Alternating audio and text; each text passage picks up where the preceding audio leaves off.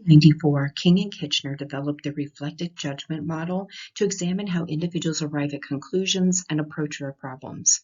Their model has 7 different stages to describe this process, and as the individual moves through these stages, the learner is able to demonstrate their skills and their understanding. So stages 1, 2, and 3 fall under the category of pre-reflective thinking.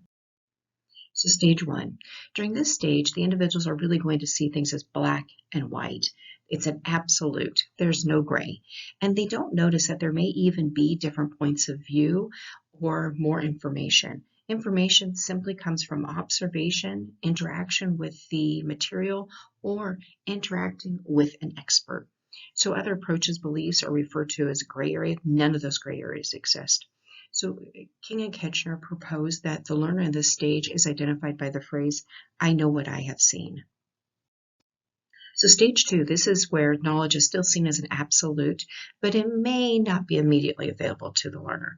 So those gray areas, so if they can't categorize it black or white, they're going to say, oh, I may not just not understand it yet, but eventually I will, and then I'll be able to categorize it into black or white.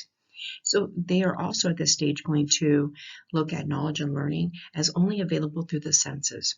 Information must be reviewed and received only through experts, and all information is examined and judged by the source. If the source of the information comes from a valid authority figure, the information must be correct. So within this stage, King and Kitchener proposed that the learner is identified by the phrase, if it's on the news, it must be true.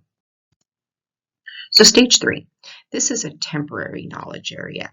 So the information may or may not be true unless it's been validated. They have some doubt, but they're not quite sure what to do with it. They're still trying to figure out that gray space, but they're still also at this point categorizing or attempting to categorize within black and white. This is where the learner is going to be identified by saying, when there's evidence that people can give me to convince one way or the other, then it's going to be knowledge. Until then, it's just a guess. Stages 4 and 5 fall under the category of quasi-reflective thinking. So stage 4. At this stage, the knowledge is really uncertain or situational. There may always be some kind of ambiguity. We may not ever know the truth. And beliefs and evidence may or may not be true because we know that all information can be manipulated to please an individual. So this stage is where you may be able to identify that learner by saying, or they would say, I'd be more inclined to believe evolution if they had proof. It's like the pyramids. I don't think we'll ever know. Who are you going to ask? Because nobody was ever there. So stage 5, this is where knowledge is contextual. It's subjective. It's going to be interpreted in different ways according to evidence and learners and events. So that learner is going to really try to balance the information against the situation. And they're going to look at interpretation, which delays conclusions. So King and Kitchener proposed that the learner in this stage is identified by the phrase, people think differently, so they attack the problem differently. Other theories could be as true as my own, but it would be based on different evidence. Stages 6 and 7 fall under the category of reflective thinking. So stage 6. At this stage, the learner is really going to look at the knowledge from different resources, different sources, and they're going to start to evaluate the evidence based upon those different sources. They're going to weigh the evidence and come to conclusions.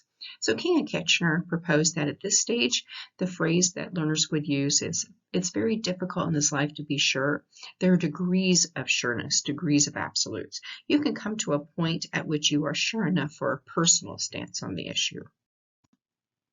Our last stage is going to look at how information is gathered through an inquiry process, and it's going to develop solutions to pre-identified problems. So the learner is going to look at evidence from a new perspective. They're going to use their own tools, and their conclusions are going to be defended as representing the most complete, the most possible, the most plausible, and the most compelling of an issue.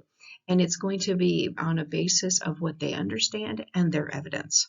So King and Kitchener proposed that the learner would be identified by the phrase, one can judge an argument by how well it is thought out, the positions are, and what kinds of reasoning and evidence are used to support it, and how consistent the way one argues on this topic is as compared to other topics.